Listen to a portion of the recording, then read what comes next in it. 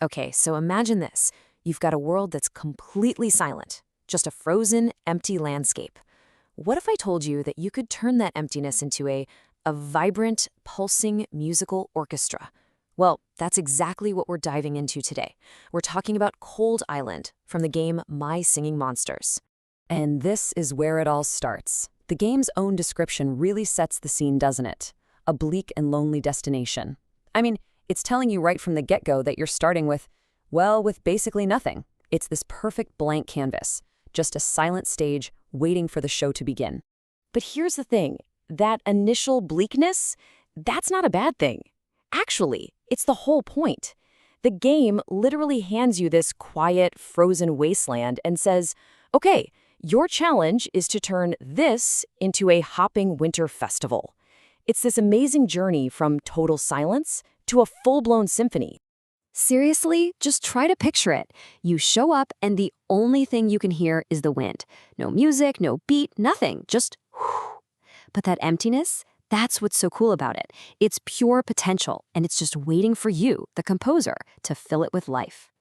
So how do you fill all that quiet? With monsters, of course. But these aren't your typical spooky creatures. No. These monsters, they're your instruments. Every single one you place on the island adds its own unique sound to the song. They literally are your orchestra. And what makes each monster tick? Well, it all boils down to their elements. You can think of these as, like, a monster's musical DNA. It's what determines not just what they are, but more importantly, the kind of sound they're going to make. So for Cold Island specifically, you've got 4 foundational elements to play with: cold, air, plant, and water. These are your essential building blocks. They're like the primary colors of your musical palette, and you're going to use them to create every single sound on the island. All right, so now we get to the fun part. Let's see how this all actually comes together, because this is where the magic happens. The whole point of the game is that you're composing a song, but not with sheet music. Nope, you're composing by populating your island with these living, breathing instruments. And it's so cool because every single monster you add brings its own part to the song. It's not static. It's a living, breathing composition that grows with every creature. You know, one monster might lay down the bass line, another one comes in with the melody, and a third one adds the percussion. You are literally building the song monster by monster. Let's look at some examples, because this really shows how the harmony gets built. You might start with something basic, like the momot. It just gives you this deep bum, hum, and bam, you've got a steady bass line. Then you can add a quibble. That's your piano-like melody that just carries through the whole song. But then you get the dij. And this guy comes in with this awesome, super complex beatbox rhythm that just pulls everything together. See how it layers? And get this. This isn't some slow, sleepy, ambient track we're building. The final song clocks in at a whopping 140 BPM. So that bleak and lonely destination we started with, yeah, it ends up hosting a pretty high-energy party. But of course, you don't just go to a store and buy all these monsters. That'd be too easy. The real art, the secret sauce, is in creating them. And you do that through breeding. This is how you unlock all the new, more complex sounds for your symphony, by combining the elements you've already got.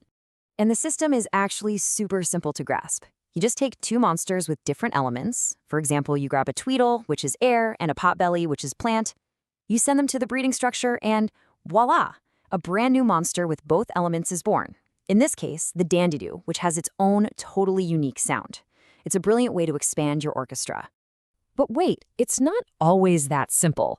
See, your common monsters, they follow pretty logical breeding combinations. But then the game throws you a curveball with epic monsters. These guys require these unique, secret breeding combos that totally defy the normal patterns. You actually have to discover them, which adds this awesome puzzle-solving layer to the whole experience. Okay, so let's recap. You've built your orchestra, you've got your bass, your melody, your percussion. The island is definitely not bleak and lonely anymore. But the song has one final, very surprising layer left to reveal. And trust me, the climax is not what you think it is. I mean, think about it. Up to this point, it's all been instrumental, right? Just sounds and melodies, you know, the bums and the doos. But what happens when the monsters start to sing with words? This, my friends, is where the song finds its true voice. And here it is, the final piece of the puzzle. These special monsters called wordos, talker and magpie, they show up and they start to sing. But listen to these lyrics. Nobody likes me, everyone's afraid of me, it's because I am weird. Whoa, it's surprisingly sad, right? They tell this story of being an outcast, and it adds this unbelievable emotional depth to what was, just a second ago, a fun, happy tune. And just like that, the transformation is complete. You go from a bleak, lonely island with nothing but the sound of the wind to a lively, energetic winter festival that has a real story to tell. It's incredible. You build this whole symphony piece by piece, and the final result is this party with a surprisingly poignant heart. So that kind of leaves you with one last thing to think about, right? The whole game is about creative expression through these little creatures. So I've got to ask, if you could create a monster to add to the orchestra, what sound would it make?